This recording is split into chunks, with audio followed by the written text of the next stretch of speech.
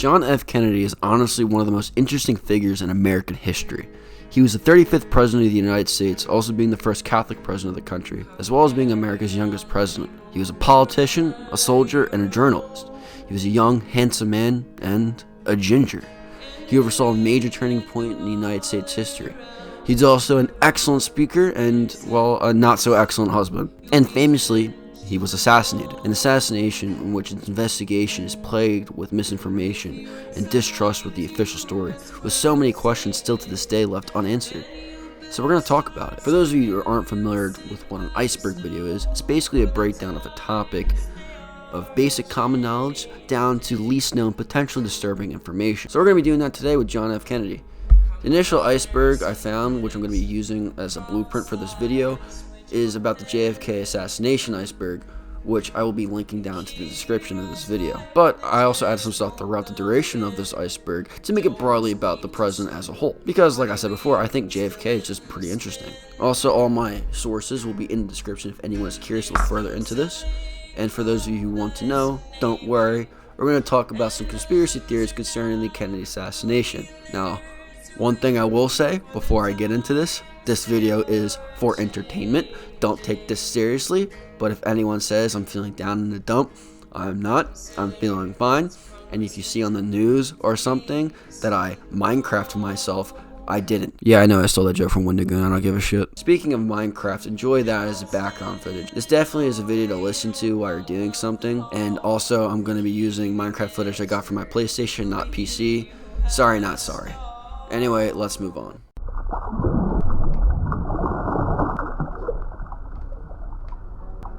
Lee Harvey Oswald. Lee Harvey Oswald is the official assassin of John F. Kennedy. He was a Marine veteran who defected to the Soviet Union due to his communist sympathies. He returned to the United States after some time with his wife and daughter, settling in Dallas, where he would eventually carry out the assassination. After the assassination, he was going to plead not guilty and called himself a patsy, which is old slang for like a fall guy. There are also some other notable things about him as we continue throughout the iceberg, such as Oswald being a potential FBI informant. But, like I said, we'll wait. Ask not what your country can do for you, ask what you can do for your country. JFK's inaugural address, which is, you've all probably heard by now. This is probably one of JFK's most famous speeches. I won't bore you with the specifics of the speech considering you've all probably heard it, but it is a good thing to read or listen to, especially if you're interested in public speaking. John F. Kennedy, veteran. JFK was actually a naval officer serving in the Pacific Theater during the Second World War. He was a lieutenant and survived the sinking of the PT-109. When he returned home, he was given rewards for his service. There's not really much else about this. John F. Kennedy education. John F. Kennedy was a Harvard graduate. He graduated with a Bachelor in the Arts, which he used his career in journalism after return from the war. Jack Ruby. Jack Ruby was a Dallas nightclub owner who had connections with the criminal underworld. After the assassination of John F. Kennedy, and while Oswald was in custody, Jack Ruby shot and killed the alleged assassin because he loved Kennedy so much, apparently. This, coincidentally, was before Oswald could go to trial for his crimes. And, as I mentioned before, Oswald was going to plead not guilty. The space race. John F. Kennedy was president during the ignition of the space race against the Soviets. This started with, of course, the Soviets sending rockets with a dog to space, followed by sending a human to space. While Kennedy did not oversee the Apollo 11 mission, where we would send a man to the moon, John F. Kennedy gave another one of his famous speeches, "We will not go to the moon because it is easy, but because it's hard." The Cuban Missile Crisis. When Kennedy was president, tensions between the United States and his NATO allies against the Soviets was incredibly high. Many people in his cabinet were incredibly war-hawkish towards Cuba, which had a Soviet-backed communist revolution. During this time, it was discovered that Cuba was building missiles that could hit the United States. This, accompanied by the fact that nukes were now on the table, scared the shit out of basically everyone. JFK ordered a naval blockade around Cuba. His position was clear. If the Russians were to place nukes on Cuba, the United States would treat it as a declaration of war. And Russia responded by saying that the blockade around Cuba in and of itself was an act of aggression on the part of the United States. With war imminent and the doomsday clock ticking, the United States had to reach a deal with the Russians to remove the blockade, and Russia will not place nukes in Cuba so long as the United States removes its nuclear weapons from Turkey, a NATO allied country that borders Russia. And this worked. To this day, neither Cuba nor Turkey possess nuclear weapons, and this event dramatically increased Kennedy's favorability among the United States. The Bay of Pigs. This is probably one of the biggest failures of Kennedy's presidency. As mentioned before, tensions between the United States and Russia, and by extension Cuba, were incredibly high. Before JFK was president, President Eisenhower and the CIA was training Cuban exiles to attempt to overthrow Castro's regime. Once Kennedy was president, this plan was basically handed to Kennedy's lap. This didn't go well. Before the United States could really help its allies, they were completely crushed by the Cubans, and the United States refused to send back. This would also lead to Operation Mongoose, which we'll get into later in another layer. Kennedy was Catholic. Kennedy was a proud Catholic. As a matter of fact, he was America's first openly Catholic president. This might not seem like a big deal now, but back then Catholics weren't exactly looked at in the best light in the United States. Whether it's a fact from its foundation, British colonizers were mostly Protestant, and the fact that a lot of Nazis were Catholic, or the extremism by the IRA in Great Britain, there was hostility towards Catholics in the United States for some time. They were treated with the same respect as Mormons or honestly even Muslims are today. However, there was a fear that with Kennedy as president, the Catholic Church would have influence in the United States, something that Kennedy's political opponents brought up frequently. Kennedy was also Irish, which is also a big deal because Irish immigrants historically weren't really treated the best by Americans. This probably influenced JFK's positions on civil rights during the time. John F. Kennedy's affairs. John F. Kennedy was a young and handsome man. He was also a family man, on camera.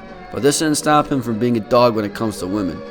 He abusively cheated on his wife. His most famous affair was with Marilyn Monroe. However, she wasn't the only person he would see. Fun fact, he apparently cheated on his wife with a Nazi spy. I think he's the only president to have ever done that, as a matter of fact. Governor Connally. Governor Connally was the other person who was shot during the Kennedy assassination. He was sitting in front of JFK in the limo, and as the bullets passed through the president, the Texas governor was also hit. The Warren Commission and its flaws. Now, I know technically if you look at the iceberg, these are two different parts, but you can't really talk about one without the other, so I'm just going to combine them.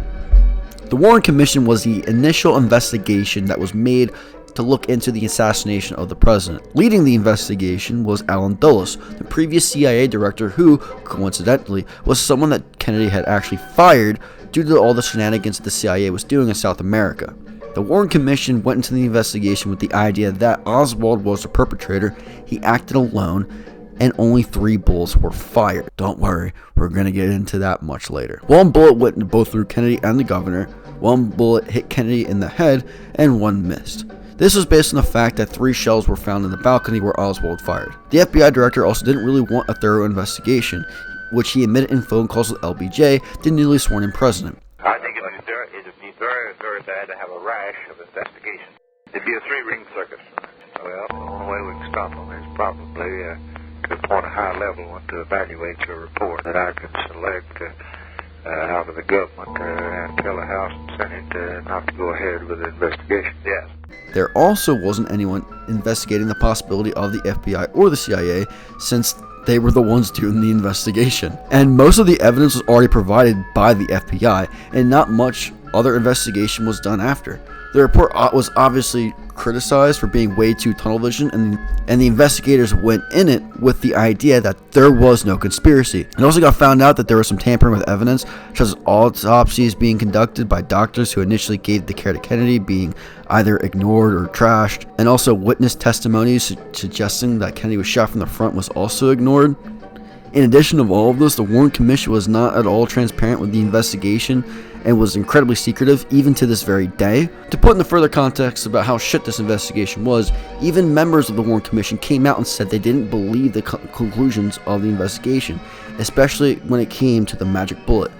Speaking of which, the magic bullet. This is honestly my favorite part of the assassination. I know it sounds a little weird to say, but you know what I mean. So the second bullet that was fired at Kennedy did a lot. It hit Kennedy passing through his back and out of his chest, then went into the back of the governor, coming out to hit his wrists, and then finally went into his leg. Now, this might sound weird at first, but bullets do weird shit when they're fired. I actually had a first sergeant when I was in basic who told me a story of one of the soldiers being shot in the head and the bullet entered his helmet, went around the helmet, and exited from the front of the helmet, not hitting the soldier. Well, it hit him technically, you know what I mean. I'm not a ballistics expert or a physicist, so I can't explain why bullets do weird shit, but they do. But that's not really the issue. The issue is the fact that the bullet looked like this after going through a total of 7 wounds to include puncturing bone, which seems a bit unlikely to say the least. This was so bizarre, in fact, that the bullet was referred to as the magic bullet in court documents, the Delaney Plaza. The Delaney Plaza was a shot where Kennedy was fired. It's the place where his limo was when he was driving, and he kind of got bonked. It's a Zapruder film. There was a lot of film footage of the Kennedy assassination. Abraham Zapruder captured arguably the clearest video where you can actually see where Kennedy was shot in the head. This video is public, by the way. You can even find it on YouTube. I just won't show it because, demonetization and stuff like that. However, there are some notable things about the film to talk about. The first thing worth mentioning is that this video actually wasn't released to the public until much after the actual assassination and even the Warren Commission was concluded. In addition to this, the video shows Kennedy's head go backwards, as if to suggest he was shot from the front rather than getting shot from the back. This, of course, fueled the conspiracy theories. CIA cover-ups. As mentioned before, the FBI and the CIA were incredibly secretive with the investigation of the assassination. As mentioned before, witness testimony was ignored, and the autopsies were either discarded or altered. But there was a lot more. According to Who Killed JFK by Carl Oglesby, I'm not even going to pretend like I know how to say that name. The CIA confiscated several videos from the witnesses on the scene that wasn't used in the Warren Commission, and there was also never an official interrogation done on Oswald. And after time and time again, when laws were imposed for the FBI to release all the information regarding the crime, it still hasn't been fully done to this very day. Oliver Stone's JFK. Oliver Stone made a movie about the JFK assassination. It goes into several theories revolving around the case, and while many accuse this film of, stoking the flames, others like Johnny Harris describe it as a response due to the mistrust of the government because of, I mean, honestly, I haven't seen the movie. It doesn't really look that good, but I can see why people would be interested in it. Conspiracy theories. This is pretty self-explanatory. Because of the lack of transparency between the government officials and the public has kind of gone wild with theories regarding who killed Kennedy. This has gotten to the point where even government officials like Lyndon B. Johnson said that there was a conspiracy with Kennedy's death. J.D. Tippit.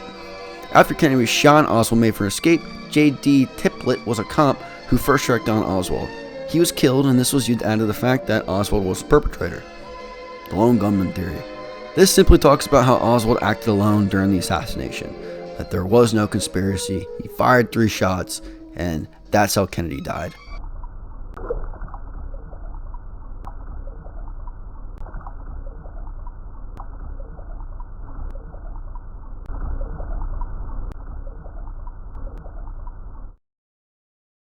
Joseph Kennedy. Joseph P. Kennedy Sr. is the father of John F. Kennedy. He was born into a rich family, and after working with steel companies, he got even more wealthy after investing into Hollywood. He also worked with liquor companies, which is why there exist several theories that he had connection to organized crime. Papa Kennedy was also friends with FDR, who, when FDR became president, he was able to secure political positions within the party, which he would later use to help the careers of several of his children. Joseph Kennedy even tried running for president, but lost. Robert Kennedy was JFK's little brother. When Kennedy was president, he served as the Attorney General. During Nixon's first campaign, Robert Kennedy was actually running for president against him, pulling a lot of black voters in the anti-war crowd because, hindsight, I guess. During his campaign, Robert Kennedy would be assassinated by a rogue Palestinian after voicing support for Israel. Kennedy's debate with Richard Nixon. When Kennedy was running for office, he was running against Richard Nixon, the then vice president of Dwight Eisenhower. Since they were running against each other, they would have personal debates as we would see today. The debate with Kennedy and Nixon is incredible. Kennedy completely embarrasses Nixon in front of the whole country. If anyone is interested in debates, this is one I'd honestly recommend watching. This is actually one I actually had to study in my AP government class. JFK's writing/journalism career. After JFK was in the Navy, before he went into public office, he was actually a journalist. While in the Senate, he wrote a book called Profiles in Courage, which actually won an award. Neat. The House Select Committees for Assassination Investigation. This was the first independent investigation done by Congress. The House of Representatives Commissions for Assassinations, founded in 1976, opened up investigations about the John F. Kennedy assassination as well as the assassination of Martin Luther King Jr. For a brief side note, the King family actually successfully sued the government for the innocence of John Wilkes Booth, the alleged killer of MLK. King's son famously met Booth in prison and said, "Just for the record, did you kill my father?" When Booth said no, his son responded with, "I know." Go watch Wendigoon's video on the MLK assassination. It's actually really interesting. Another fun fact, J. Edgar Hoover, the head of the FBI during this time, ran investigations for both of these assassinations, but we'll get into that later in the iceberg. Regardless, the committee ruled that there was a conspiracy, and there was actually a fourth shot from the grassy knoll. However, they didn't conclude any connections from an outside party. Some other stuff that was released during the investigation, like a former member of the FBI and testifying before Congress that he was ordered to destroy evidence. The evidence in question was a letter written by Oswald himself. However, one thing to point out, that the idea that there was multiple shooters relied on sound recordings, which was actually challenged by the FBI as well as independent investigators, saying the sound recordings just weren't gunshots. The grassy knoll. This was the position in front of the motorcycles that was in front of the limo as JFK was killed. Many witnesses say that they heard shots fired from this mound, which would have contradicted the Warren Commission, but also supported the initial autopsy suggesting that JFK was shot in the front. Again, the Warren Commission was full in the idea there was only one shooter, so this evidence would suggest a conspiracy. Mysterious witness deaths. There were several witnesses to the assassination that supported conspiracy, and some of these individuals, died. I'm just going to read this straight from the Google Doc provided for the iceberg. Jim Coeth and Bill Hunter died in 1976. They were two reporters who went to Jack Ruby's apartment the night after Ruby was shot. Oswald. Coeth was killed with a karate chop to the neck in his own apartment by an unknown intruder, and Hunter was killed by a gunshot from a policeman in a death deemed accidental. William Whaley, in 1965, was a taxi driver who took Oswald from the scene of the assassination, and he was killed in a car crash. Tom Howard died in 1965. He also went to Jack Ruby's apartment the day after Ruby shot Oswald. He died of a heart attack of age 48. Erlyn Roberts died in 1966. This was Oswald's landlady. She died of a heart attack age 60, but there was no autopsy performed. Mancy Jane Mooney died in 1964, a stripper of Jack Ruby's club. She was arrested for fighting with her roommate and apparently hanged herself in her cell. Mark Lane. Mark Lane was another witness to the assassination in Dallas. However, he wasn't subject to any mysterious death, so he went on to write a book called Rush to Judgment, JFK's Brain. This, in my opinion, is another interesting part of the investigation. You see, JFK's brain was taken and placed in National Archives. However, this took away the chance to actually compare the brain to the initial autopsy. Some people even believe that the brain was just stolen outright. 11/22/63. This is a book written by Stephen King about a time traveler who tries to prevent the assassination of Kennedy. The book doesn't suggest any conspiracy and goes along with the lone gunman theory. However, King supposedly was very knowledgeable about the conspiracies surrounding the assassination. Fake Oswald photo. There's a photo of Oswald that a lot of people think is fake. It's just not. As much as there seems to be a big conspiracy going on, Oswald is still a nutcase to say the least. The CIA killed Kennedy. Alright, now we're actually getting to the fun stuff. Kennedy made a lot of enemies within the CIA during his presidency. He chose diplomacy. It was very much against the CIA's involvement around the world, especially in Latin America. He also fired lots of people attempting to reshape the CIA in his image. This accompanied with the fact that the CIA was known for withholding information to the Warren Commission. The head of the Warren Commission was the ex-director of the CIA that Kennedy had personally fired, and the fact that there was suspicion that Oswald himself was working within the CIA leads many people to believe that they had involvement with the crime. Anti-Castro Cubans killed Kennedy. Some people believe that anti-Castro Cubans killed Kennedy as an act of revenge for the Bay of Pigs. And I mean, I guess, but I'm going to be honest, this one doesn't seem to make much sense to me. The assassination of Kennedy wouldn't really benefit these people.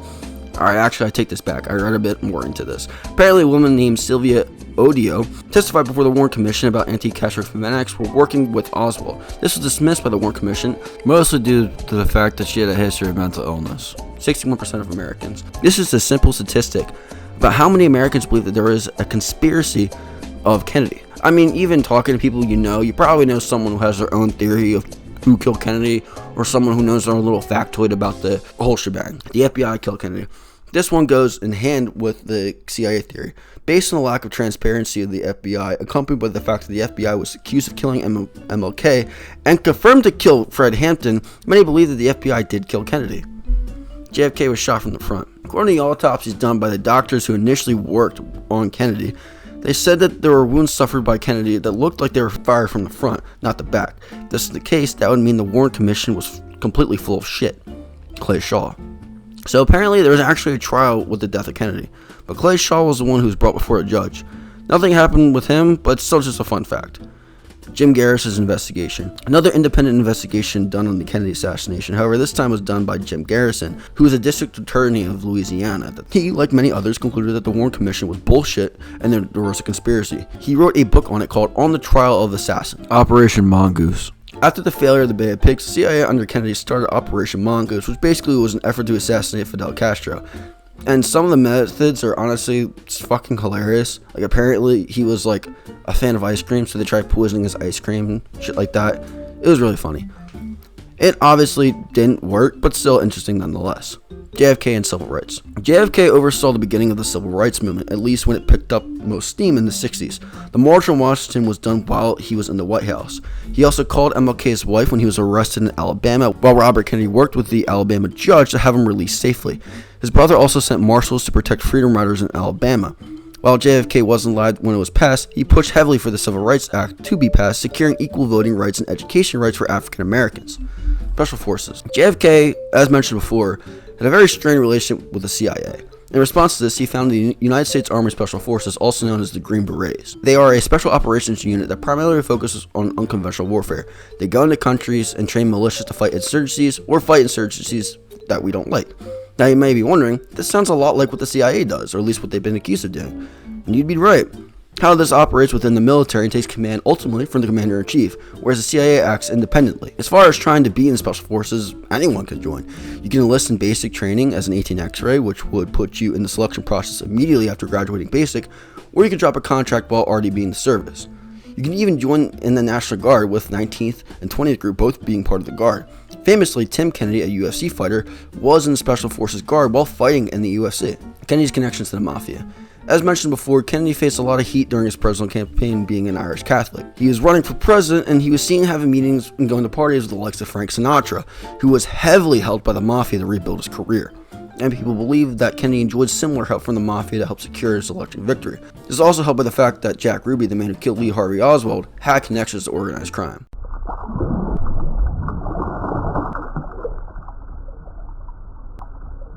Watchmen. Watchmen is quite possibly the greatest and most influential comic book of all time. It was the first time that the idea of the superhero was actually taken and deconstructed. It asks questions like, what if Captain America, the self-inserted Uncle Sam, was actually a shady scumbag?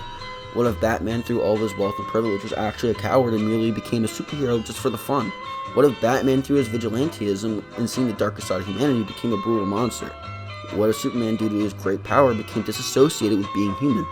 These are all very interesting topics, and I'm not even scratching the surface with this.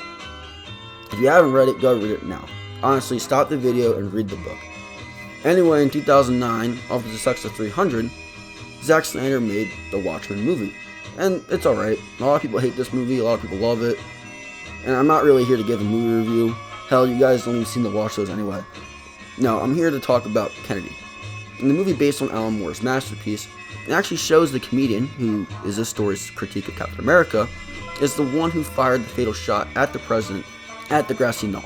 It's a shame this movie doesn't really delve deeper into it, and the comic gets into a lot of the political shenanigans the Watchmen pull off, but it's still a fun fact. The Dead Kennedys. No, not them. Yeah, those guys. That's what I'm talking about. The Dead Kennedys are a punk rock band from the 90s, named after, well, you know. They're pretty good, in my opinion. Just something I kind of just want to bring up for shits and giggles. JFK and universal healthcare. We see today that healthcare is a hot topic among Democrats in the United States, despite many other countries in Europe, North America, and Asia having strong state-funded healthcare programs. Now, this might surprise you, but we almost got universal healthcare several times in the 20th century. The first was with Teddy Roosevelt, who's a strong opponent of this, as well as other more progressive reforms. However, this got shut down when he decided to split the Republican Party and create the Bull Moose Progressive Party, which would allow Woodrow Wilson, the much more conservative Democrat nominee, to win. This would also be tried later once again with FDR, who wanted to include this in the New Deal, likely due to the Red Scare. At the time, this would get gutted. He would try again, but would die before he would be able to see it through. Then came the 60s, where it once again became a hot topic. Kennedy was a staunch supporter of free healthcare, and even proposed what Obama would pass as Medicaid back in the 60s. Editor's note, yeah, I confused Medicaid for Medicare. Lyndon B. Johnson actually passed Medicaid after Kennedy's assassination, so yeah. Again, this wouldn't be able to go through due to accusations of America turning communist or whatever. Sound familiar? JFK insane asylums. During the 1960s, many people in the United States could be institutionalized for life due to being mentally ill. There were reports of abuse and mistreatment of many of these patients in these asylums. Watch The One Who Flew Over the Cuckoo's Nest if you want to know more about it. It's a fantastic movie, or a great book if you just want to read that. Regardless, Kennedy took a stance against this and actually helped pass a bill that would free many of these people. He intended on coming back and placing a reform for mental illness treatment. However, he didn't live long enough to push it through. JFK would have ended the Vietnam War. Kennedy's presidency was consistently pro-diplomacy over war, whether it was due to the fact of him being Catholic or because he was a veteran. Nonetheless, he was more pacifistic compared to the rest of his cabinet, which was more hawkish. When he did start the U.S. involvement in Vietnam, he wasn't nearly as gung-ho compared to what we would see in the presidencies of both Lyndon B. Johnson and Nixon. There seemed to be an emphasis on the U.S. being more of a support for the South Vietnamese, accompanied with the fact that this is the first time U.S. Special Forces was used in an American campaign. However, Kennedy wanted to slow down involvement in the war. Supposedly, Kennedy had planned to phase out the U.S. involvement by 1965. This would have him butt heads with the military-industrial complex, but we'll get into that later. The Mafia killed Kennedy. As mentioned before, Kennedy was thought to have connections with the mob. Many people speculate this because Kennedy was sought after by the mob for, well, reasons. This actually goes a bit deeper than one would think. Apparently, the House Committee's investigation in the 70s actually looked into this. A crime boss named Carlos Marcello from New Orleans was detained and deported shortly after Kennedy took office. When he returned to the U.S., he threatened Kennedy's life and blamed him for the deportation. This is also accompanied by the fact that, as I said before, Jack Ruby, the man who killed Oswald, had his own connections to the criminal world. The Kennedy Curse. This is in reference to the numerous amount of seemingly random deaths to the Kennedy family throughout the year. Firstly, there's his brother, Robert Kennedy. When he was campaigning for president, as I mentioned before, he was assassinated by a Palestinian terrorist. There's also his brother, Joseph Kennedy Jr., who was killed in a plane accident. Then finally, there's his son, John F. Kennedy Jr., who was killed in a plane crash. I can't find this online anywhere, mostly because I didn't look too hard. But I've talked to some people who believe that certain family members in the Kennedy family made deals with Satan, and that's why there's so much misfortune in the family, which is certainly interesting. Lincoln Kennedy similarities. This is one of those coincidental similarities between Abraham Lincoln and JFK. Not only were both assassinated, but both had done a lot of other things too. So I'm just going to read this right off the doc. The ones usually listed range from interesting to banal. For instance, Lincoln and Kennedy both have 7 letters. Both were elected to Congress in 46 and later presidency in 60. Both assassins John Wilkes Booth and Lee Harvey Oswald were born in 39.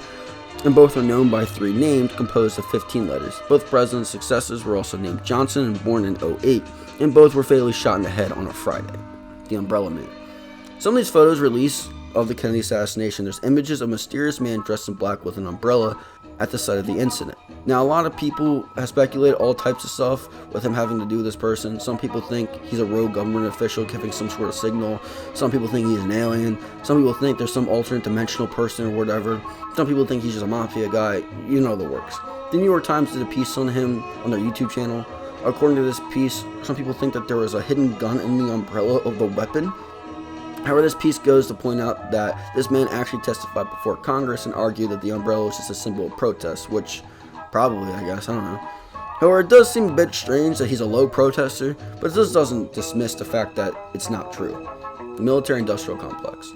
As mentioned before, JFK made a ton of enemies during his short presidency. Another group he seemed to piss off was the military-industrial complex, which refers to defense companies banking on American conflicts, especially globally. This goes back to Henry Ford in World War II, when they manufactured Jeeps, which would then become the Humvee. However, this continued throughout the years with America's conflicts in Korea and their covert operations in Latin America. Of course, when Kennedy was president, America was involved in Vietnam. Kennedy, as mentioned earlier, didn't want to escalate the conflict. Many people suspect that this pissed off the military-industrial complex and they want to go after it. Now, this is possible, but I don't think it's entirely likely, at least on its own. There isn't any direct connection as there is with the mafia, and there's no direct reason like there is with the CIA. The only possible thing that someone could argue is that they funded someone, but again, no direct connection as there is with members such as the CIA, the mafia, or foreign nationals, which we'll get into later on. Speaking of which, the Soviets killed Kennedy. This one's also pretty simple. We were locked in the Cold War with the Soviets, so the US had some enemies with Russia. Another thing worth pointing out is that Oswald was a Soviet sympathizer and even lived in Russia. However, another thing worth pointing out is that Oswald called himself a patsy, so this doesn't really make any sense. Castro killed Kennedy. When Kennedy was president, Cuba was a hot topic with the Bay of Pigs and the Cuban Missile Crisis. We were butting heads with the Castro regime for some short time while Kennedy was president. The CIA was also pushing Operation Mongoose, where, as I said before, they were trying to kill Castro for a long time after the Bay of Pigs. It's also worth pointing out that Lyndon B. Johnson even said he thought it was Cuba to kill Kennedy. Even the new president, LBJ, wasn't totally convinced. I mean, he was kind of secretive about it, but he eventually did come out and tell a reporter from The Atlantic that he thought that this was a conspiracy, that it was Cuba retaliating against the US for all of these CIA attempts to assassinate their leader. And the cover-up would make sense. If the public found out that Cuba were to hit on the president, we would enter a hot war with Cuba and could risk a nuclear war. The Babushka Lady. Similar to the Umbrella Man, there was a woman seen wearing a headscarf getting nicknamed the Babushka Lady, who was seen holding a camera at the scene of the assassination. Apparently this woman testified before Commerce claiming to be the Babushka Lady, however, she couldn't provide the camera. This woman is suspect of the same theory as the Umbrella Man, whether she's giving the signal or whatever.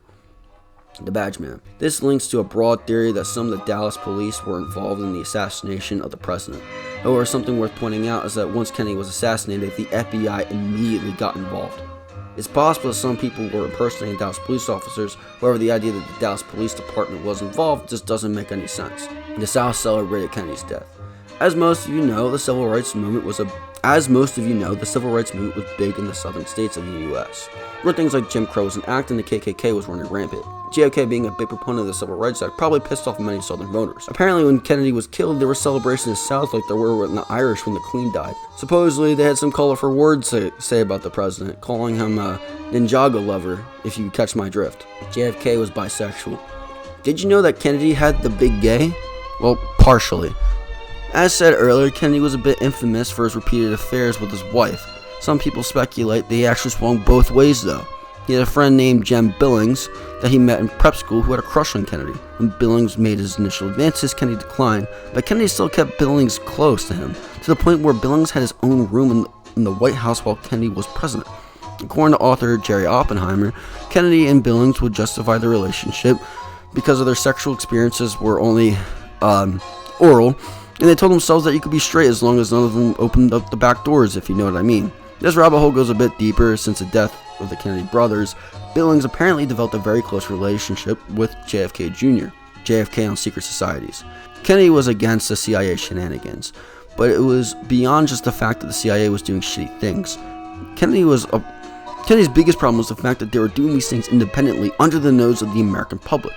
One of his lesser-known speeches is on his disdain for secret societies. Here's a clip that was on the Joe Rogan podcast. Repugnant in a free and open society.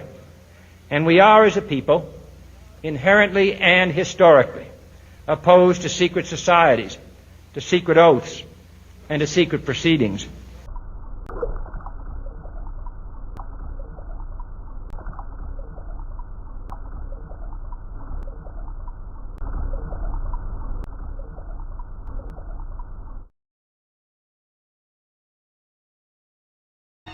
.65mm bolt-action Carcano rifle. This is the rifle that Lee Harvey Oswald used during the assassination of the president. Many people have argued that it would be impossible to fire all 3 shots with the rifle in the amount of time that was supposedly given. But, yeah, that's just not true.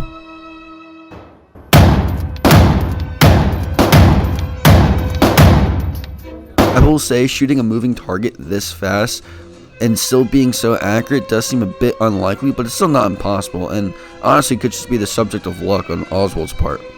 Jack Rubenstein. According to some FBI documents in the late 40s, Jack Rubenstein was an informant for the staff of Richard Nixon at the time. According to this document, he was a, quote, potential witness for the House Committee of Un-American Activities, which, for those of you who don't know, was a committee assembled in the late 30s to investigate American citizens who had potential communist ties. Stein of Chicago is performing information functions for the staff of Congressman Richard M. Nixon, representative of California. The FBI also requests that Rubenstein does not testify before the committee despite being a witness. Now again, you guys might be asking, well, what the fuck does that have to do with JFK? Well, Jack Rubenstein was actually the real name of Jack Ruby, which he changed when he moved from Chicago to Dallas. Gerald Ford. Harold Ford was the vice president of Richard Nixon and the president preceding Nixon after he resigned. But some of you may not know is that Harold Ford was actually part of the Warren Commission. As a matter of fact, he was the one who pushed for the whole 7 wounds with the second shot with the shooting of the president thing. Like I said before, this whole 7 wounds thing could still be possible. Besides, it's not like Harold Ford was involved in any cover-ups or scandals at all. Hey, what's that doing there? the two Oswalds. So this theory suggests that Lee Harvey Oswald is actually two people, with one of the identities being a CIA operative and the other being the patsy that was killed by Jack Ruby. There isn't really much else on this. It's just the fact that Lee Harvey Oswald has two names. LBJ killed Kennedy. Lyndon B. Johnson was the vice president of Kennedy while he was in office, and once Kennedy was killed, he was immediately sworn into office, becoming the 36th president of the United States. Johnson was also famously well connected within the government, and while he continued many of Kennedy's policies, he also continued much of the previous status quo by escalating conflicts in Vietnam. This leads many people to believe that Johnson had something to do with the death of Kennedy. He also worked very closely with J. Edgar Hoover to assemble those who would be on the Warren Commission. Personally, I'm not really sure about this. Now, it's possible that a third party could have wanted Johnson in office more due to his relations with the status quo. It's also worth mentioning that he almost secured a deal with Vietnam earlier, but it was sabotaged by his own Henry Kissinger. In addition, Johnson himself endorsed belief in the conspiracy involving the death of the former president. He said he believed Castro was behind the death of Kennedy, which would make sense since he allowed the continuation of Operation Mongoose. As far as why he picked Dulles, the CIA director who Kennedy fired, it's possible that he just genuinely believed him to be a good guy. It doesn't make any sense why LBJ would give reason to suggest an investigation into a conspiracy if he was the conspiracy. The far right killed Kennedy. Kennedy was a progressive. He wasn't a socialist or anything, but he was certainly a progressive socially. He was a big proponent of civil rights and supported a diplomatic approach with handling the enemy communist nations. This pissed off a lot of people in the South. As I said before, they called him a pinko and a lover of black people, but not in a nice way. For those of you who don't know, pinko is a term used back in the day which basically meant closet communists. Many people suspected groups like the KKK or potential neo-Nazi groups were the ones who go after Kennedy out of an act of retribution. Many people forget this, but the KKK actually hunted Catholics in addition to other minority groups that terrorized. Another prominent far-right group was the Minutemen, who were basically whack-job doomsday preppers at the time. And there was also a group called the Cowboys, who did a bunch of rich Southerners who were pretty far-right. Some people even believe that the Germans that came to the U.S. during Operation Paperclip could have actually conspired to kill the president since they were actual Nazis. Reclaiming history.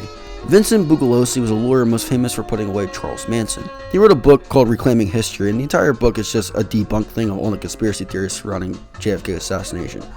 Now, I read this book, and supposedly it's shit. Apparently, he just dismisses the House Committee's report without really going much into it.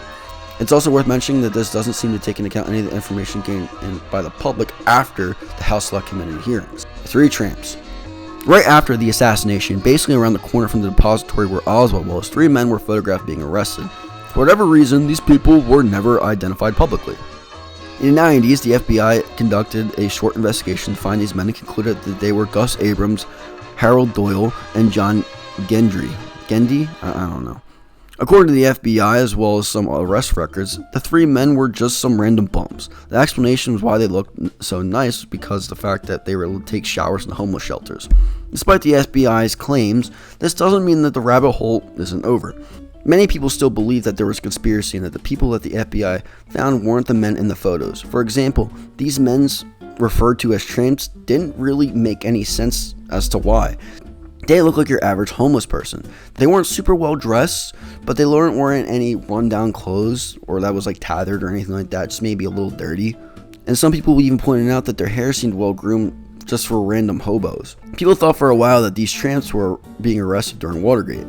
This even led to the Rockefeller Commission investigating E. Howard Hunt and Frank Stugis with the assassination of Kennedy. Of course, they couldn't find anything conclusive, and they couldn't even prove that these 2 men were the ones in the photo. Someone else suspected of being one of the tramps was Charles Harrelson. He was a hitman who was on the run for killing a judge. He was eventually cornered by the police and engaged in a shootout. During the shootout, he was apparently shouting that he killed the judge and also that he shot Kennedy. And hang on a minute, this is going to get fucking wild. Supposedly, he told drug dealers he had connections with that he was one of the killers of Kennedy, to point out even giving specific details on a map of the area where he took his shot.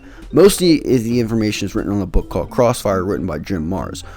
Marrs also states in this book that this guy so happened to be one of Jack Ruby's connections to the criminal underworld, specifically Russell Douglas Matthews, who helped Jack Ruby do business with the Cubans, as well as connections to Carlos Marcello, who, if you remember, is the mob boss who threatened to have Kennedy killed. And if the name Charles Harrelson sounds familiar, it's because it's actually Woody Harrelson's dad.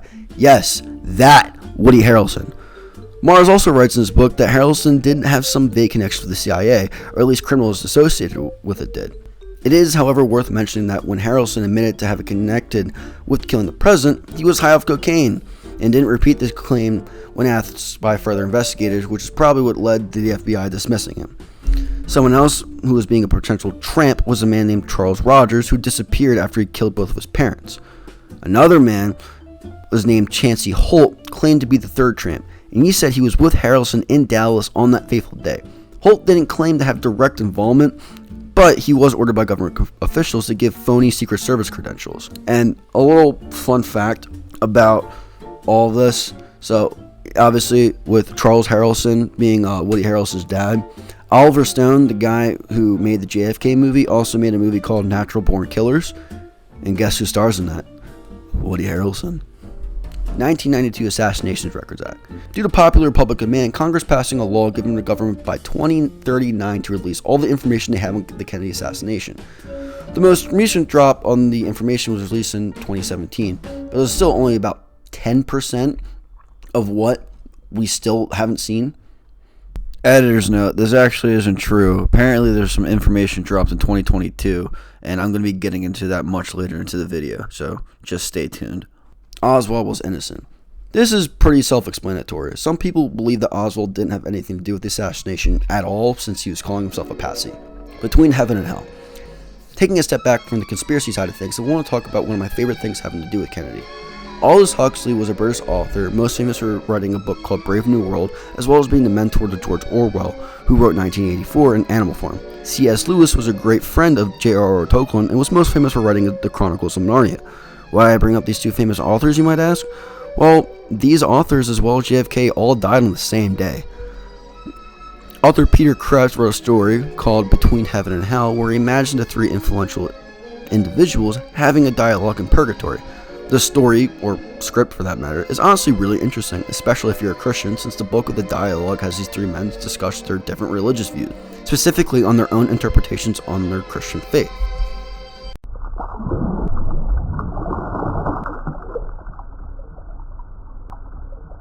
A Secret Service member accidentally shot Kennedy. Some people believe that the third shot that killed Kennedy was actually fired by a Secret Service member who shot Kennedy by accident, which, I'm sorry, but no. The Zapruder film, you see Kennedy get shot in the head, so we all know what the fatal shot was. However, something worth mentioning is that in the House Select Committee for Assassinations, it was found that Secret Service members were destroying documents to include tapes from the day of JFK's death. Some of the documents were still able to be retrieved, but to this day, Congress hasn't been able to find the remaining documents. Big oil killed Kennedy. So Kennedy was getting rid of the oil depletion tax credit, which was a way for oil companies to make more money. Some people think that this would give the motive for big oil to want to take out Kennedy, but there isn't really much else information beyond that. JFK movie was homophobic. Clay Shaw, as I mentioned before, is the guy who was actually brought to the judge during the Kennedy assassination. In the movie JFK, he's shown to be a secret conspirator, but Clay Shaw was also a closeted gay man, so accusations of homophobia because of the portrayal of Shaw have came wide to the movie. And while portraying a gay man as a bad guy doesn't mean the film is being homophobic, Oliver Stone has said some pretty yikesy things about gay people, like defending Russia's anti-gay laws, so the accusation, at least on him, isn't too far of a stretch. NASA killed Kennedy. For those of you who don't know, Operation Paperclip was a program by the United States where they took German scientists who worked with the Nazis in World War II to work for the United States in the Cold War, since, well, the Russians were doing the same thing. Many of these scientists ended up in NASA, so going off what I said earlier with the video of neo-Nazis killing Kennedy, this is where we get that the German naughty boys killed Kennedy comes from. And I honestly doubt that the guy who famously gave the speech, "We will go to the moon by the end of the decade," would have been killed by the guys being paid to take America to the moon. However, some people believe that NASA was afraid if Kennedy was going to go public with potential UFO information that the US was concealing from the public. Now, apparently, Kennedy was in fact trying to look into the US and other nations knew about UFOs, but this was also in order to help NASA. Plus, if you really want to put on your tinfoil hats, one could argue that Nazi scientists probably already knew about some UFO shit. JFK stole the 1960 election. Yeah, remember how I said Kennedy may have had connections to the Mafia and was seen meeting with Frank Sinatra, who the Mafia helped rebuild his career? Yeah, well, some people believe that Kennedy actually had help from the mafia win his election. Texas and Illinois accused Kennedy of rigging their elections. However, they didn't go to court with a lot of these claims. I also think it's pretty ironic that Nixon's opposition would be accused of cheating when, well, you know. The Black Dog Man. So similar to the Umbrella Man, but this is a bit weirder. Apparently, if you pause the Zapruder film, you can see a weird individual standing by a bush, and some people think that this guy fired the fourth shot. However, the House Select Committee of Assassinations even dismissed this, and they were the ones to propose that there was a fourth shot, so I doubt it. The Zapruder film is fake. Yeah, some people just think this video is fake. Some just don't think it's real. Some think it was tampered with to some degree. There isn't really anything else to go on, so let's just move on. Kennedy's limo driver was in on it. Yeah, this is another self-explanatory claim. Some people point out that the driver didn't do much to speed up when Kennedy was shot, but like, that's not true. And even if it was, Kennedy was out in the open, so it's not like it would have mattered. JFK on Laos. One of the more lesser-known policies of Kennedy is his handling of Laos. You see, before there was Cuba, there was Laos, which is a country that was split between three parties, one of them being backed by the United States, and another being backed by the North Vietnamese. With the fall of this country coming, Kennedy opted a different approach compared to what most people in his cabinet wanted, which is a more diplomatic approach to a neutral state. This deal had backing from multiple countries around the world, to include the USSR and China. Now, the North Vietnamese did go back on this agreement, however, the United States continued to fund this country to secure a neutral government. JFK in Japan. Did you know that Kennedy was the first president to talk about visiting Tokyo? Well, he never did. But these talks helped the relationship with the country, who was at this point still under military occupation from World War II. Most of the relationship between the United States and Japan today, is as good as it is mostly because of Kennedy. The ring around the collar theory. This is a theory that goes into the motives for why Oswald killed Kennedy. Apparently he got into a fight with his wife about him having to get her a washing machine or some shit, so he got pissed off and took it out of the president, which just seems so wild to me. God, my wife is being such a bitch. Let me just kill the president.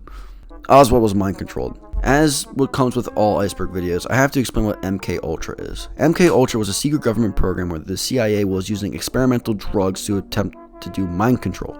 Some people argue that the CIA would use this on Oswald in order to get him to murder the president. This would explain why Oswald was calling him a patsy despite finding fingerprints on the rifle. The CIA and the FBI also kept tabs on Oswald, so this wouldn't be too out of the ordinary. JFK Reloaded. This one's just kind of funny. It's an online game where you can play as JFK and actually shoot Oswald back. There isn't much else to it other than the game being controversial, but what's wrong with being a little edgy? You know. Mimi Alfred. So remember Bill Clinton and Monica Lewinsky? How Bill Clinton had an affair with a White House intern? Well, Kennedy did the same thing, but before it was cool. Mimi Alford was a young intern who worked in the White House during the Kennedy administration. Apparently, Kennedy had an affair with the young woman, and she wrote about it in a book called Once Upon a Secret. A little fun fact, she apparently went to the same school as Kennedy's wife went to, which is neat, I guess. Red Skull killed Kennedy. This one's a bit more my element since, well, I'm a big Marvel fan. In the 90s, Marvel went bankrupt, so they scrambled to find new ways to make money. One of the solutions was Ultimate Comics, which would remake the classic Marvel comics and help modernize them to make it easier for new readers to get involved, as opposed to having to read decades of lore. This isn't even uncommon in the comic book industry, since DC reboots itself basically every 40 years. Anyway, the Ultimates was a remake of the Avengers, and they made some weird changes to say the least. For example, Scarlet Witch and Quicksilver are now in an incestuous relationship, Steve Rogers became Black Panther, and Ultron released a sex tape involving Iron Man and Black Widow. But for this video, we're going to talk about the Red Skull. In the Ultimates continuity, Red Skull is actually the son of Steve Rogers, who cuts his face off because edgy. But yeah, in this universe, Red Skull is the one who killed JFK, and he did it to prove to S.H.I.E.L.D. that he wouldn't be loyal to US anymore. General Edwin Walker. So the creator of the Iceberg, whose Reddit has been deleted, said this should be a bit higher, but oh well. General Edwin Walker was a general who served in World War II and the Korean War. He was incredibly far-right, being staunch anti-communist and a white supremacist, despite being the general that oversaw the military moving to Alabama to allow the integration of segregated schools. He was an avid segregationist and regretted helping the schools in Alabama. He was even supported by the American Nazi Party, according to the Washington Post. Of course, with all of this, he freaking hated Kennedy. But another interesting fact is that Lee Harvey Oswald actually attempted to assassinate General Walker before he killed Kennedy.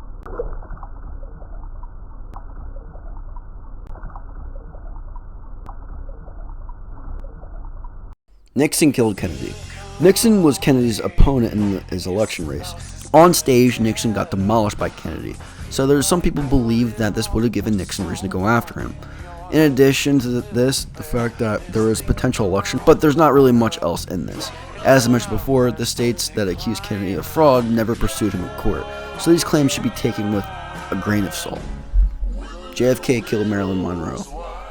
Marilyn Monroe was a famous model and sex symbol throughout the 1950s and 60s. She's also popular with girls today who listen to Lana Del Rey and have a weird obsession with Robert De Niro. Hey girly, are you a Lana Del Rey fan? Do you have the CoStar Astrology app on your phone? What about the Dior lip oil in your bag? And are Girl Interrupted and The Virgin Suicides some of your favorite movies? I got news for you. You might be a female manipulator. She's obviously someone who can probably have her own entire deep dive on, and there's probably an iceberg out there already on it, but I haven't looked for it. Regardless, two of the things that she's famous for is having a premature death caused by an overdose, as well as cheating on her husband a lot. The most famous of her affairs was with President Kennedy. With the death of Marilyn Monroe, there's a lot of weird shit associated with her death. Like supposedly no one could find traces of opioids in her system despite being ruled an overdose. Because of some of the mystery surrounding the model's death, people believe that Kennedy had something to do with it. However, it does seem a bit odd that he would go after someone that he had an affair with, especially so high profile. So either she knew some stuff about Kennedy that would give him more of a motive to go after her, rather than someone like Mimi Alford, or he just didn't have a connection with her death. The Bush theory. George H.W. Bush was the vice president of Ronald Reagan, as well as the president preceding him. He's most famous for the guy reading my lips, no new taxes, then raising taxes after realizing Reaganomics is a joke. Before ever in the White House, he was a member of the CIA, so naturally people would expect some sort of connection with Bush and the Kennedy assassination, going off of everything I've gone through with the CIA earlier. However, this goes a bit deeper, as some of these entries already do. Apparently, soon after Kennedy's death, Bush was given briefs by the CIA about the reaction by the Cubans of Kennedy's death, and he was also in Texas the day of the shooting with some oil donors, which Bush just forgot about apparently. The CIA argued that Bush was briefed and wasn't actually H.W. Bush, but another guy with the last name of Bush. But this other Bush testified under oath saying he wasn't the guy. Another mystery surrounding Bush was a man named George D. Moherschlit. He was known for three important things: being the guy who worked for oil companies, a guy who worked at the CIA, as well as being friends with Lee Harvey Oswald. He was supposed to testify before the House Select Committee for Assassinations. During his testimonies, he was seen having private meetings with Allen Dulles, the ex-CIA director, who led the Warren investigation. Editor's note, this is actually wrong. This German guy, whose name I'm not even going to bother trying to pronounce, actually met with Allen Dulles during the Warren investigation.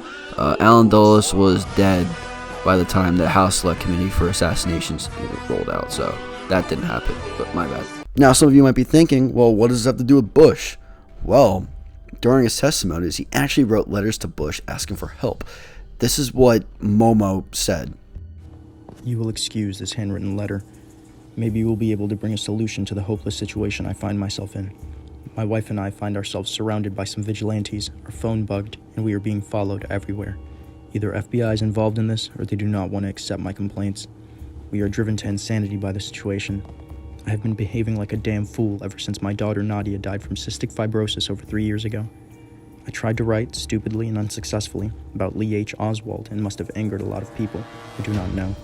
But to punish an elderly man like myself and my highly nervous and sick wife is really too much. Could you do something to remove the net around us? This will be my last request for help, and I will not annoy you anymore. Good luck in your important job. Thank you so much. And this is what Bush responded with. Let me say first, I know it must have been difficult for you to seek my help in the situation outlined in your letter. I believe I can appreciate your state of mind in view of your daughter's tragic death a few years ago, and the current poor state of your wife's health. I was extremely sorry to hear of these circumstances. In your situation, I can well imagine how the attentions you described in your letter affect both you and your wife.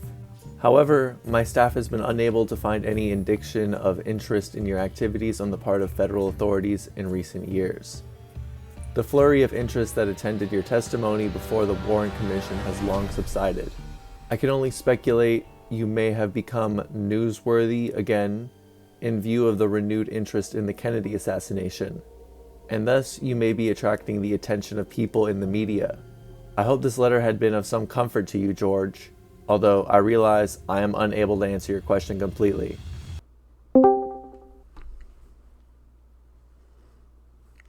Hey, so I was calling, so I asked you to, like, I want you to do, like, a southern accent, Oh, fuck you. But, I'm not doing that. but dog, like, you're supposed to sound more like George Bush, that was the whole point. Bro, I'm not doing that. I'm not doing that. But dog, I already gave you, like, the $5 to do the recording, Within a year, Momo Warren would commit suicide.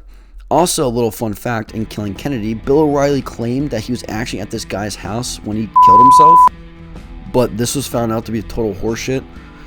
Anyway, back to Bush. Him choosing to not help out a friend doesn't inherently prove a connection. However, it is also worth mentioning that he was with the CIA, who was choosing to withhold the information from the public with what happened.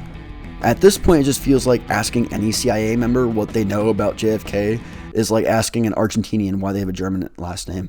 Probably nothing good. The Illuminati killed Kennedy. The Illuminati is kind of just the boogeyman of all conspiracies, so naturally their name is going to be dropped when it comes to Kennedy's death. With Kennedy's stance on secret societies, it could give a motive for another secret society to kill Kennedy, but this kind of just applies to all secret societies, Freemasons, Bohemian Grove, fucking Church of Scientology, whatever. Because it requires a belief that there's a secret cabal of people who already have their hands in every facet of society. There's a fallacy called all roads lead to Rome, which basically means that if you have evidence that automatically supports your claim, no matter how contradictory it is, it's probably not true. And that applies to the Illuminati. Fake Jackie. So apparently there's this deleted scene in The Office where Dwight said that Jackie Kennedy that was there was actually an actor or something. And now some people believe it. Now, I'm not sure if I can play the clip because of copyright, but you can find it on Reddit. Israel killed Kennedy. Again, with the Illuminati, Jews, and by extension Israel, seem to be a focal point with all types of conspiracies. Most of these theories are rooted in anti-Semitism and come from groups of people who usually get funding from far-right people. However, this situation does seem to have some sort of motive. Nuclear de-escalation was a big thing for presidents ever since Russia revealed that they had nukes. So when Israel was pursuing nukes, Kennedy was very critical. Some people, and by some people I mean writer Michael Collins Piper, believed that Mossad had President Kennedy killed. But why? Even if the US didn't want Israel to get nukes, they still have historically supported Israel throughout the Cold War, especially since the Arab League was backed by the Soviets. Why would Israel risk destroying a relationship with a country that's been supporting them from getting annihilated by surrounding enemy countries? How is it that Israel is so powerful and they have the ability to orchestrate the assassination attempt of a president, but so weak that NATO support to fight countries like Egypt and Jordan? Was Israel paying off the CIA or the FBI with money that the US was giving them? Wouldn't there be evidence of random CIA guys like making trips to Israel or whatever? I don't know. You see how none of this makes any sense? Also, a quick Google search on the writer shows that the main proponents of this theory, as well as the writer himself, are known anti-Semites who worked with the American Free Press who promoted Holocaust denial. So that explains a lot. The Tom Hanks theory. I don't know why this is called the Tom Hanks theory because it isn't really a theory. Tom Hanks produced a documentary series adapting Reclaiming History. That's really it. The Rolling Stones killed Kennedy. This one refers to the song Sympathy for the Devil. In the song there's a lyric, I shouted at who killed the Kennedys, it was you and me. And actually a select few of high intellectuals just ran buck wild with this. Yeah, with something like this, it seems like you're a kid trying to sneak into the cookie jar. You're probably reaching. The Coca-Cola theory. Okay, so this is another dumb coincidence. Apparently some people support that Oswald acted alone because the fact that he was drinking Coca-Cola and not his favorite drink, Dr. Pepper. I don't know, maybe a guy wanted a Coke. Rafael Cruz.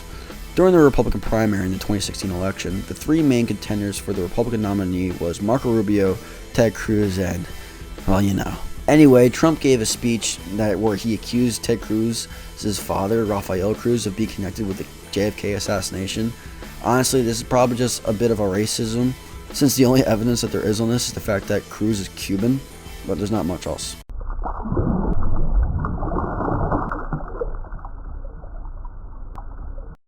Eugene B. Dinkin. Private First Class Eugene Dinkin was a, quote, cryptographic code operator working for the Army in the early 60s while Kennedy was president. He went AWOL and was immediately tracked down by the CIA. Before he get brought in on November 4th, 1963, he went to the UN headquarters in Geneva saying that there was a plot to kill the president. Now, if you paid attention to that date, it was actually before the death of Kennedy. And after the CIA got him, he was immediately institutionalized. According to released FBI documents, he was complying evidence and newspaper clippings and concluded that there was a plot to kill the president. Now, as I mentioned before, this information is publicly available in released FBI documents. However, this document is missing pages. From what you could see on the document, again publicly available, it skips pages 4, 6, and 7. Page 4 seems as if it's going to go more into detail on why he thought that there was a plot to kill the president, but again, it's omitted. And for what it's worth, his prediction that someone would kill the president was dead on. No pun intended. However, he doesn't mention any communist sympathizers like Lee Harvey Oswald as potential suspects, rather a combination of the military and a, quote, ultra-right economic group. JFK was reincarnated into Mamoru Takuma. Mamoru Takuma was a Japanese criminal who was arrested for being a mass murderer among other crimes I don't really want to get into because I don't want this video age restricted. But I mean, let's face it, it already probably is. The one factoid about Takuma was that he was born the day after JFK died, so some people speculate that Kennedy reincarnated into this mass murderer, but like, is this how reincarnation works? Does it take like 24 hours or whatever to reincarnate? Would a Catholic even be able to reincarnate? I don't know. Aliens killed Kennedy. Yeah, this goes back to the UFO stuff Kennedy wanted to investigate. This would give the fucking Daleks or whatever a reason to kill Kennedy. As much as I love myself some UFO conspiracy theories, this one just seems dumb. Gemstone File. So the Gemstone File refers to a report, I guess, talking about all different types of conspiracy theories supposedly being derived from government documents. It claims that a combination of the Mafia and the CIA killed Kennedy, as well as other members of the Kennedy family. Supposedly, this goes into other conspiracy theories, but I wasn't really able to find much else on it. The Better Call Saul theory. Sadly, this doesn't have anything to do with the Breaking Bad spin-off series. Appointment in Dallas is a book written by Hugh McDonald, who was a police officer turned independent investigator. He claims that the Soviets contracted a man named Saul, who was a rogue CIA agent, to kill the president. McDonald met the man named Saul while working with the CIA, and he supposedly tracked down Saul and was able to get a confession out of him. However, beyond this, I couldn't find anything that suggests that Hugh McDonald even worked for the CIA or anything about this Saul guy. I don't know, it feels like we're going to write a book about this. You might want to at least include the last name of the guy so there's some evidence, but I don't know. Joe Biden killed Kennedy. Yeah, this theory is simply based on the fact that Biden hasn't released all the documents in the Kennedy assassination, and that technically Biden would have been old enough to buy a gun at the time of Kennedy's death, but like, this argument makes literally every president except for Obama a potential suspect for the president's death due to their age. I don't know, it just seems dumb. The mother of all conspiracy theories. So this one is just fucking wild. And dumb, but mostly wild. So apparently there wasn't just 3 shots that was fired, there was 22 shots and 5 people died. Also, J.P. Tippit, the police officer who Oswald killed, yeah, that didn't happen. Actually, he was impersonating the president, and that's who died. Also, Kennedy didn't even die. Yeah, outside a news article briefly mentioning what I just summarized, I can't find shit on this. Nothing about the author and the evidence he uses in this book, The Quest of Truth. Hell, I can't even find the book in the article is citing.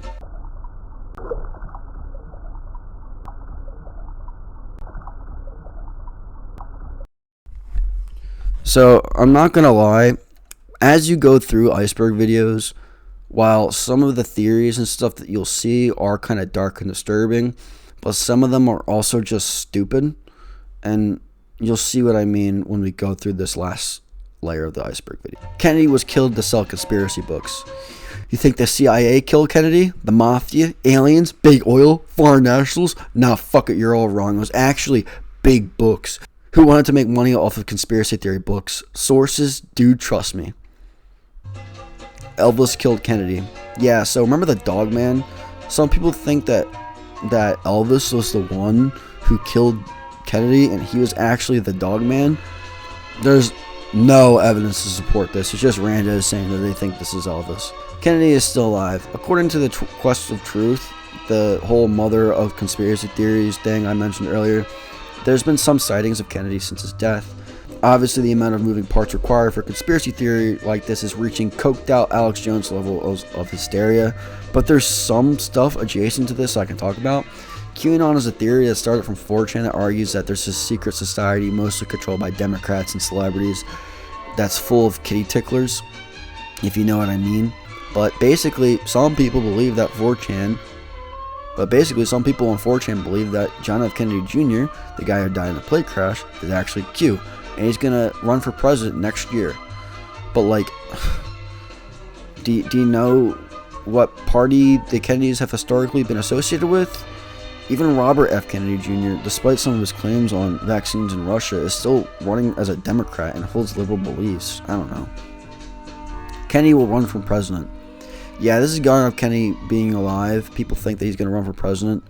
It'd be a bit hard considering how old Kennedy would have to be if he was alive, but whatever floats your boat, I guess.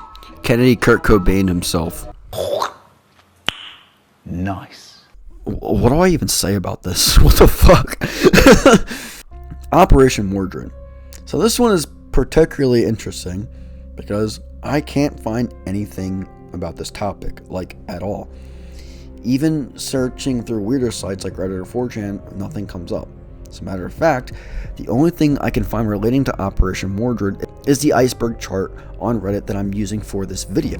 But here's when things start getting weirder.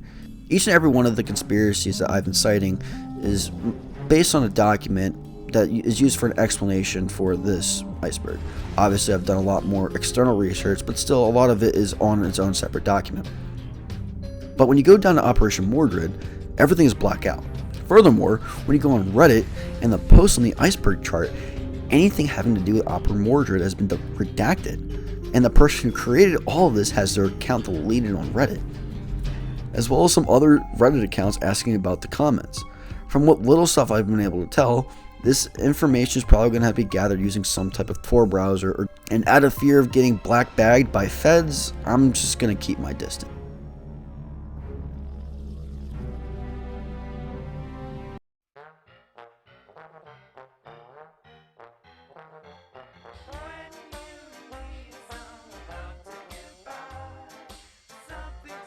John F. Kennedy is seen as a symbol of the good that the early 60s represent to many of us in the United States.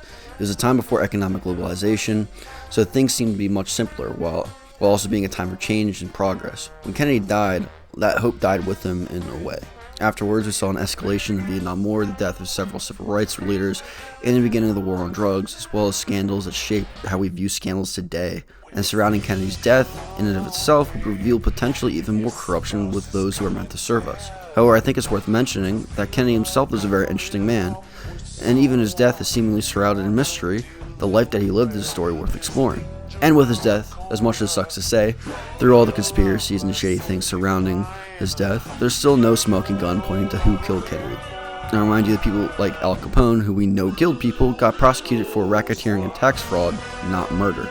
Truth be told, we'll probably never know what truly happened that day in Dallas, and if we do, everyone who was involved will be long dead. As far as what do I think happened? Well, it was aliens. Aliens killed Kennedy. Aliens in Group 935. Remember, reality is an illusion, the universe is a hologram. Bye, gold, bye! I flex like David Icke! I think I'm David Icke! I flex like David